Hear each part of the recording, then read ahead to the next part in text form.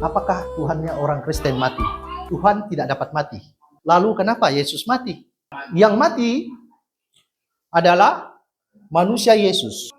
Dia mati sebagai manusia. Jadi di dalam diri Yesus ternyata, di dalam dirinya itu ada dua kodrat. Nanti kodrat itu apa? Coba. Sifat asli atau bawaan. Apa kodrat manusia? Oke, kita lihat ini kodrat manusia. Satu, manusia harus dilahirkan. Kedua, punya darah. Harus punya darah dan daging. Ketiga, harus merasakan lapar, haus, menangis, kedinginan, kepanasan, dan lain-lain. Keempat, manusia harus mati. Nah, ini kodrat yang sebenarnya, kodratnya manusia ini unik. Atau sifat Allah. Nah, ini sifat Allah. Satu, kekal. Jadi Allah ini kekal. Harus suci, tidak berdosa. Baru tidak dilahirkan dan tidak bisa mati. Ini Allah. Dalam Yohanes 1 ayat 14, firman itu telah menjadi daging. Dan ada sebuah lagu yang bagus kita nyanyikan untuk sama-sama. Firman jadi manusia, diam di antara kita. Ada hidup, terang bagi manusia. Engkau datang bagi kepunyaanmu. Yesus, kaulah juru selamatku. Ku akui kau Tuhan bagiku. Kau terang bagi saat gelapku. Kau pintu bagi setiap jalan. Nah, kita bisa melihat kodrat Allah dalam diri Yesus. Nah, apa kodrat Allah dalam Yesus? Itu satu, kekal. Dia kekal. Dia bilang di situ, asalnya sejak purbakala, sejak dahulu kala. Jadi dahulu kala dia sudah ada. Dia adalah firman itu. Mengampuni. Dia bisa mengampuni dosanya kita.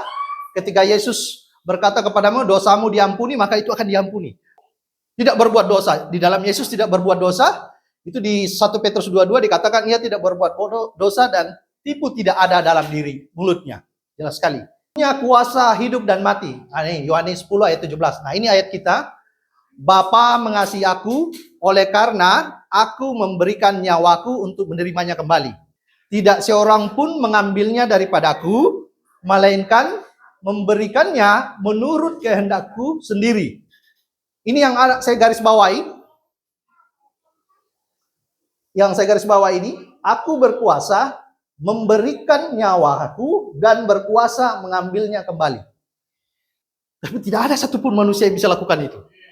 Cuma ini Yesus. Makanya ini tubuh dan darahnya penting sekali kita makan. Aku berkuasa memberikannya dan berkuasa mengambilnya. Dia bilang gitu. Aku berkuasa memberikan nyawanya dan mengambilnya kembali. Tapi bagaimana caranya dia mati? Dia bilang begini. Aku memberikannya. Bapa, ke dalam tanganmu kuserahkan nyawaku. Salah satu dari 7 pernyataan Tuhan Yesus di kayu salib ini. Kuserahkan nyawaku. Aku memberikannya menurut kehendakku sendiri. Aku berkuasa. Dia memiliki kuasa. Jadi kalau dibilang dia nabi, bukan. Kenapa dia bukan nabi? Karena dia mempunyai kuasa untuk memberikan nyawanya dan ambil kembali nyawanya 3 hari. Itu tidak bisa dilakukan oleh nabi. Tidak bisa dilakukan oleh manusia. Ini. Memberikan nyawanya dan mengambil kembali. Memberikan nyawa dan mengambilnya kembali. Logikanya bagaimana ya? Mati, baru dia ambil kembali. Satu-satunya yang bisa lakukan itu harus Tuhan. Makanya di dalam Yesus 100% manusia dan 100% Tuhan. Yang mati manusianya. Dan kalau tidak mati manusianya ini, kita tidak bisa diselamatkan. Kesimpulan, Yesus punya kuasa atas nyawanya sendiri. Jadi dia bisa serahkan, kemudian diambil kembali. Kemudian Tuhan Yesus tidak mati dalam ketuhanannya, tapi dia mati dalam kemanusiaannya. Yesus mati dalam kemanusiaannya.